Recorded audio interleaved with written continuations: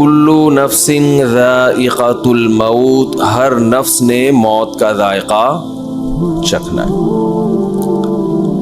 ذائقہ کا معنی چکھنے والا، ذائقہ عربی میں اس کو نہیں کہتے جس کو ہم ٹیسٹ اور ذائقہ کہتے ہیں۔ ذائقہ اس میں فاعل ہے، جیسے قاتل قتل کرنے والا، قاتلہ قتل کرنے والی، تو ذائق چکھنے والا، ذائقہ چکھنے والی کو کہتے ہیں۔ بہت سے عربی الفاظ اردو میں آ کے نا ان کے مفہوم چینج ہوئے ہیں۔ تو کلو نفس، نفس کا لفظ عربی میں مؤنث ہے، انسانی جان کو کہتے ہیں۔ اللہ فرما رہے ہیں ہر نفس ذائقۃ الموت، موت کا ذائقہ چکھنے والا ہے۔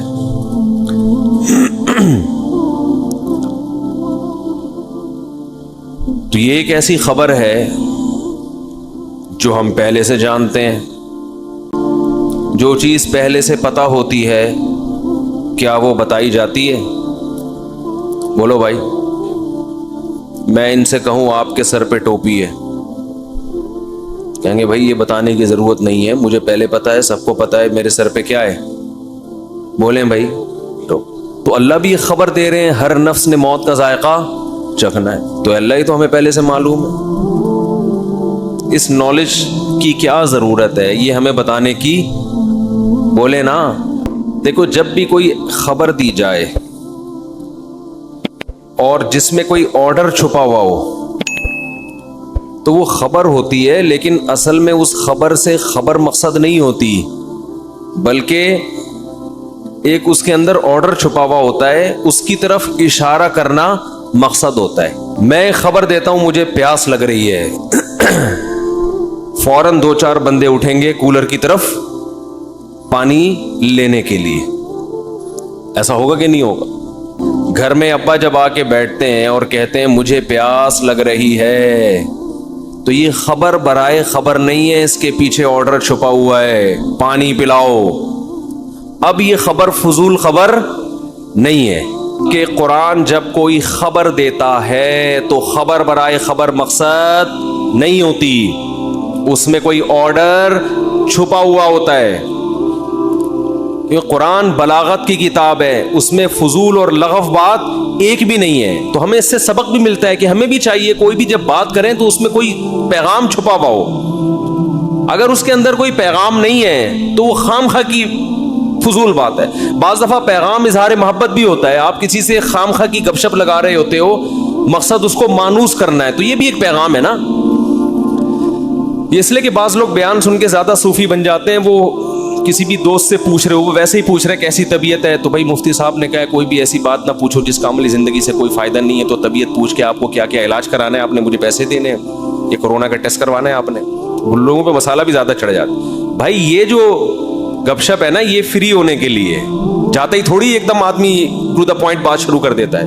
ایک آدمی کی شادی ہوئی نا تو بڑا ادیب تھا وہ، اس نے کہا دلہن سے اب میں کس طرح سے بات شروع کروں، بڑے تمیز سے بات شروع کرنی تھی، تو وہ کہنے لگا کہ میری کل آپ سے شادی ہوئی تھی، اس سلسلے میں حاضر ہوا ہوں میں آپ۔ یہ تمہید ہے، کل آپ سے میرا نکاح ہوا تھا، اس سلسلے میں یہ تمہید باندھ۔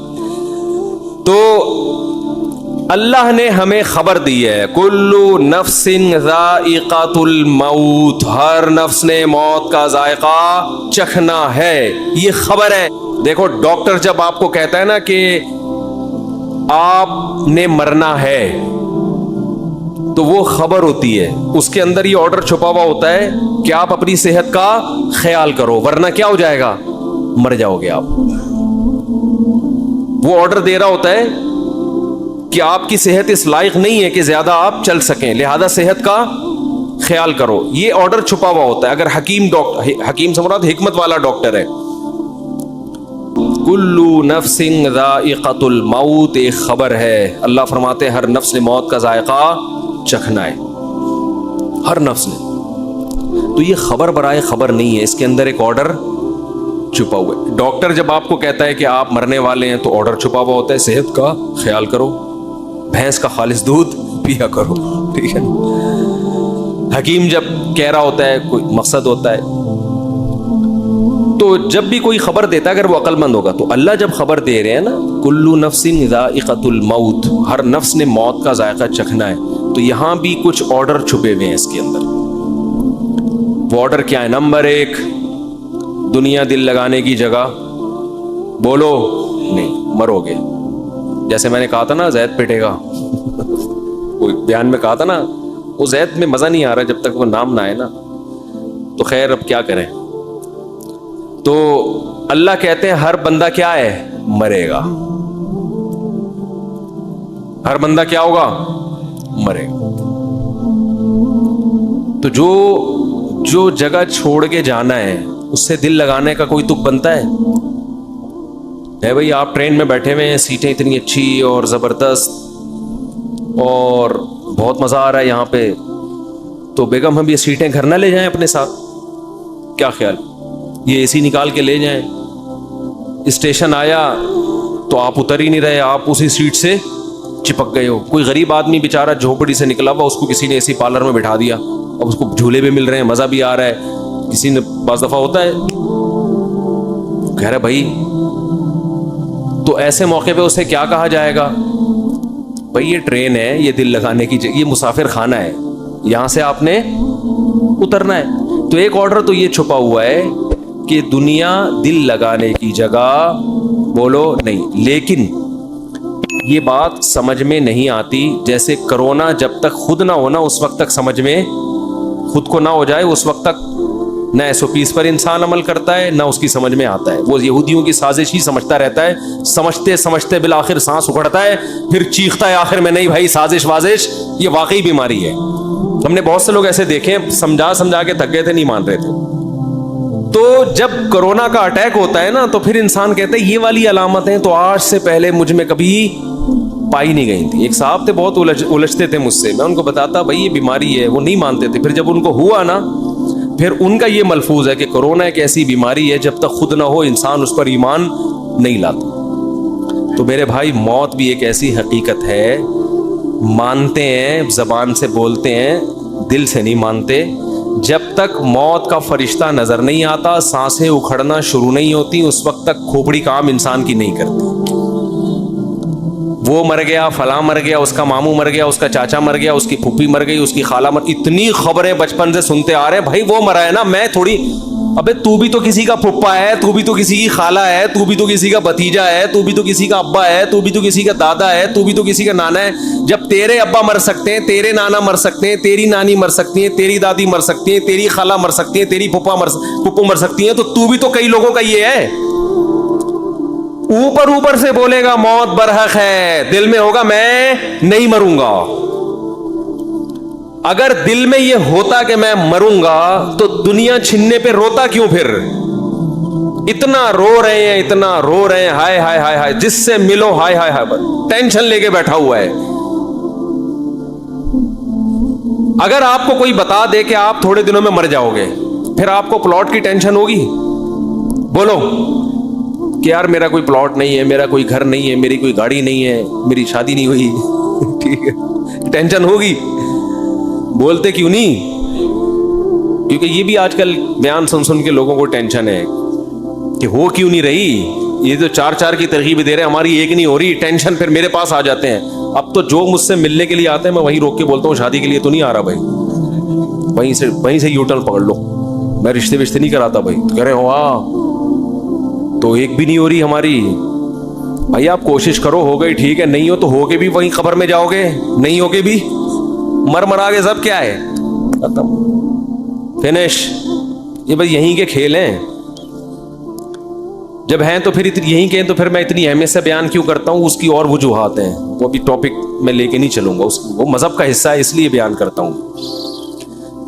آخرت کی تیاری کے لیے اس ٹاپک پر بیان بھی ضروری، اس پر عمل بھی ضروری ہے، یہ اس وجہ سے کرتا ہوں. تو موت کی باتیں تو کبھی کبھار کر لیتے ہیں، ہاں جی موت تو برحق ہے، لیکن عمل سے ایسا لگتا ہے یہ مرنے کے لیے تیار، بولو نہیں، بالکل بھی نہیں ہے تیار.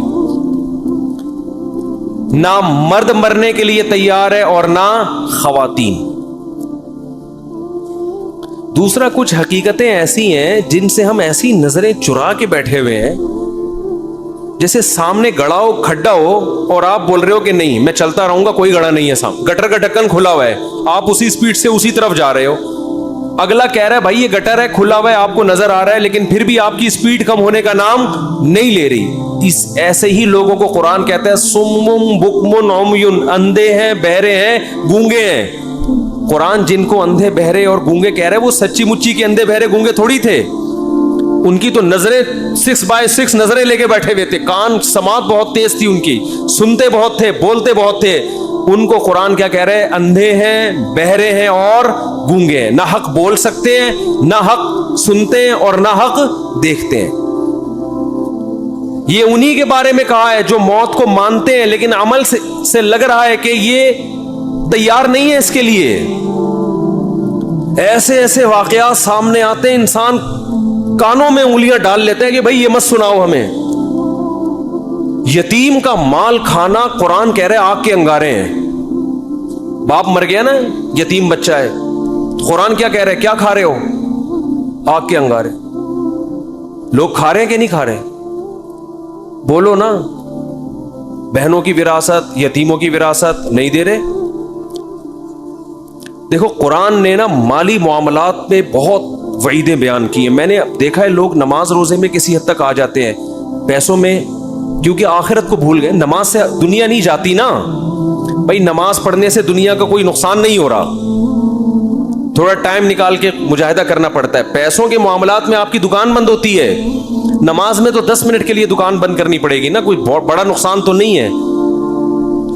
लेकिन जब आप पैसों के मामले में क्लियर होके चलोगे तो लाखों करोड़ों रुपए से हाथ धोने पड़ते हैं आपको। यहां आके लोग दुनिया को मुसाफिर खाना समझना छोड़ देते हैं। पैसों में जो आदमी एक नंबर होगा, इससे पता चलेगा कि ये दुनिया को वाकई क्या समझता है। बोलो बोलो ना यार जोर से। ये मुसाफिर खाना समझते हैं, इबादत से नहीं पता चलता। हमने बड़े बड़े दुनिया की मोहब्बत के मरीज, बड़े बड़े करप्ट लोग देखे रमजान के पूरे रोजे रखते हुए। हमने बड़े बड़े 2 नंबर 5 नमाजें पढ़ते हुए देखे, हज करते हुए देखे हैं। इंसान की दीनदारी का और इस बात का कि ये आखिरत पर यकीन रखता है, सबसे पहले पता चलता है कि माली मामलात में कैसा है। पैसा देना किसी को बहुत मुश्किल काम है, अपना नुकसान करके। मेरे पास सुबह शाम केस आते हैं, वो 1 करोड़ खा गया, उसके 2 करोड़ खा गया। जो खाया होता है मैं उससे बोलता हूं दो इसको, कह रहे कहां से दूं? घर बेच के दो। भाई मैं क्या रोड पे आ जाऊं? मैंने कहा जिनके पास जाती घर नहीं है क्या रोड पे सो रहे हैं वो सारे? बोलो ना क्या हो गया भाई, किराए पे रहो ना। नहीं जी मैं कैसे घर बेचूं, मैंने फलां का 2 करोड़ देना है, 3 करोड़ देना है, मैं घर क्यों बेचूं? पूरे हरामखोरी के मजे उड़ाएगा है भाई। घर भी अपना रहे, गाड़ी भी ना बिके, सब कुछ हो, और फिर इजाफी कोई तुक्का लग गया तो फलां का कर्जा अदा कर दूंगा मैं, क्योंकि मेरे बिजनेस में लॉस हुआ है। समझते नहीं हो मेरा ख्याल है, ये हो रहा है मार्केट में, बिजनेस में लॉस हुआ, मैं कहां से तू देगा? आजकल मेरे जबान पे बाप का लफ्ज चढ़ा दिया उस बंदे ने, तेरा बाप भी देगा ठीक है ना, मकान बेच दे कर्जा फला का। मेरे छोटे छोटे बच्चे हैं, मेरे तो भाई छोटे छोटे बच्चे भी होते हैं, बड़े बड़े बच्चे भी होते हैं। ये तो हमेशा से हो रहे, बच्चे कभी छोटे होंगे, कभी बड़े होंगे, कभी मंझले होंगे, कभी नहीं भी होंगे, कभी होंगे। ये तो दुनिया का हिस्सा है। तू क्या आसमान से नया नाजिल हुआ है क्या तेरे छोटे छोटे बच्चे हैं? बच्चे तो पहले छोटे छोटे ही होते हैं, बड़े बड़े तो अचानक पैदा नहीं हो जाते। फजूल किस्म की बातें। मकान बेचो, फलां का कर्जा दो, नहीं आ रही बात मेरा ख्याल है। बहन विरासत मांग रही है, बेच इस मकान को जिस पे तू कब्जा करके बैठा हुआ है 1000 गज के बंगले पर, बेच के उसका हिस्सा दे। अब दे तो तू तड़ाक पे आ गया हूं मैं। ये तमीज से समझाने वाली बातें है ही नहीं। दाढ़ी इतनी लंबी रखी हुई है, उम्रें हो रहे हैं, तुम्हारा हज हो रहा है, तूने बहन की विरासत कह रहे हैं। जब मकान बिकेगा, मकान तो 25 साल के बाद जाके बिकेगा, उस वक्त तो बहन बुढ़ी होकर मर चुकी होगी, उसको क्या फायदा होगा इस मकान से? नहीं जी अब्बा का मकान है, बेच दिया तो हम कहां जाएंगे? क्या जिन लोगों ने